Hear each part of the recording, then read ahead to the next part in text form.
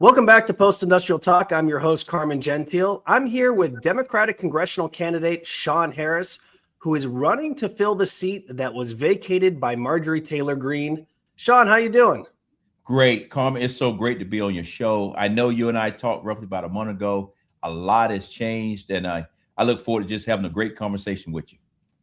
Well, a lot has changed and a lot is going on for you right now. There is a special election. The primary begins on March 10th with early voting beginning February 16th. Yes. What are you doing in the lead up to this special election?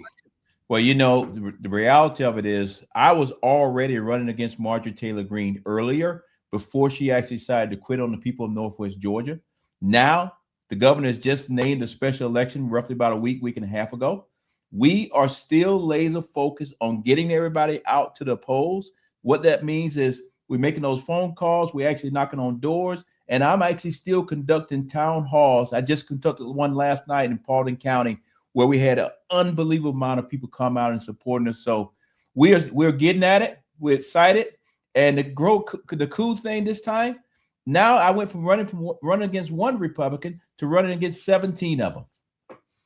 Wow. How does one go about running against 17 Republicans? Well, the reality of when you call a special election here in Georgia, we don't actually have a primary. So anybody who qualifies is actually on the ballot. And when everybody goes out and vote, it'll have all of our names on there.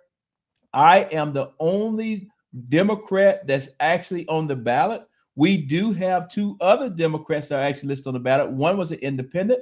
He decided that he wanted to go as a Democrat because he got confused on the rules of being an independent. And then we actually have one that's actually a bona fide Republican that's trying to muddy the waters. And he specifically put his name on the ballot as a Democrat just to get the people confused. But everybody knows here in Northwest Georgia that Shawn Harris is a true Democrat. Shawn Harris is the one that's going to fight for everybody here in the district. Well, Shawn, you are a longtime resident of the district, but you were also an Army veteran, a former general, now cattle rancher. Tell me why that lends to your bona fides to become a congressman in Northwest Georgia. Well, you know, the reality of it is my experience in the military, my leadership, what I was taught about leadership in the military will vote well for the people here in Northwest Georgia.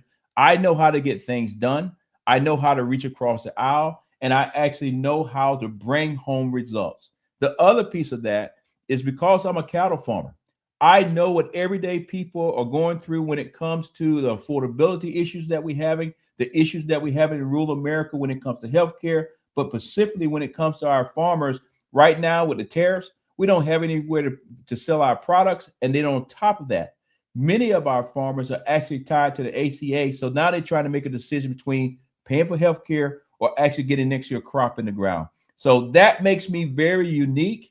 Nobody needs to brief me up on what's going on in the rural community because I was born in the rural community. And then when I got out of the military and came back home, I chose to come back to the rural community. So I speak and want to represent just the everyday people here in Northwest Georgia. Well, I can see how that would appeal to folks in that community because it is a diverse community. It includes the Atlanta suburbs and it is rural Northwest Georgia, a lot of farmland up there. You mentioned the tariffs, you understand the issues.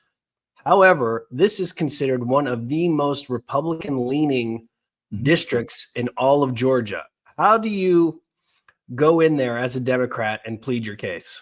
Well, the reality of it is, you're right. It is a Republican-leaning district, but this district has changed a lot in the last few years. As you know, the last election, I got the most votes that any Democrat ever received. 135,000 people voted for me in this district.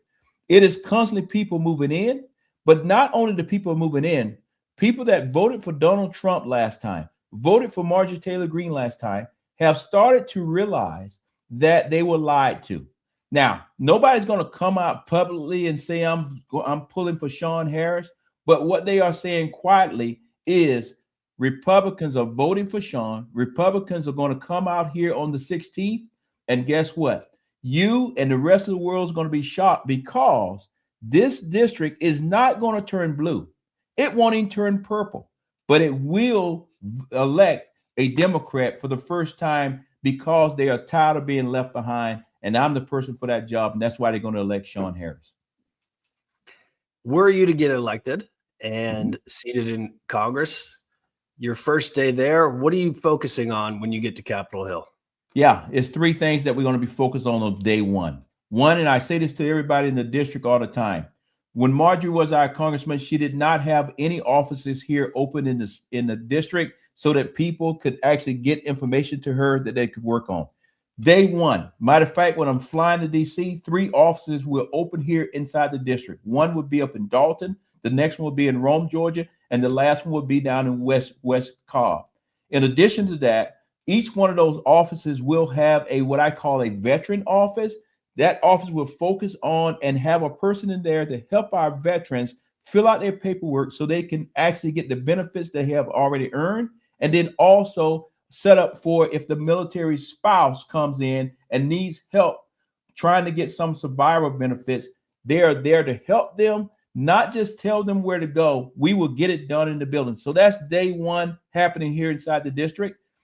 In DC, as soon as I raise my hand, I will be working on affordability, trying to bring down the prices of grocery. And in addition to that, making sure that we focus on our veterans and focusing on our farmers to take care of them. Focusing on farmers and taking care of them, does that entail making sure that the tariff policy, that Congress has a say in tariffs, because they're supposed to have a say in tariffs, and they seemingly have decided that they don't want to have anything to do with those decisions? Well, I would tell you, you're exactly right. When I say I'm going to Congress, I not only talk about leadership, but you got to have a spine. You got to be able to stand up. And when I say stand up, I'm talking to Democrats and I'm talking to Republicans. We need leaders that are going to go there and stand up and fight for the people in their district and stop being so married to a party. When I get to DC, I'm going to be a team player, but on the flip side of the coin, we got to get things done. And right now, we're allowing Donald Trump to do whatever he wants to do. As you know, as I'm speaking to you, the president is overseas and picking a fight with our NATO partners. You know everything about my background. I actually spent time inside of NATO, and that's what I'm talking about. Send leadership to DC that's going to stand up with Congress, hold the administration accountable, and make sure you're also fighting for the American people right here on the ground, but specifically for me right here in Northwest Georgia. You mentioned your time, spending time working with NATO. Mm-hmm. What do people need to know about why NATO still matters and what's important about NATO? Does NATO matter? Yes, no doubt. NATO does matter. And the reason why it matters is, guess what? Our country, we're about to celebrate 250 years here in a few more months down the road. We're celebrating our history.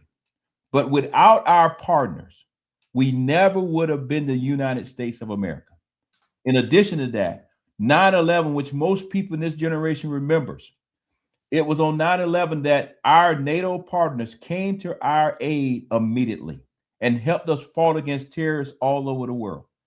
It is wrong of us now in 2026 to not be talking about China or Russia or somewhere else. We're talking about the Danes. The Danes had more people die in Afghanistan and Iraq than any other country because they're so small. Why are we challenging our NATO partners? Why are we making ourselves where we're the bully in the world?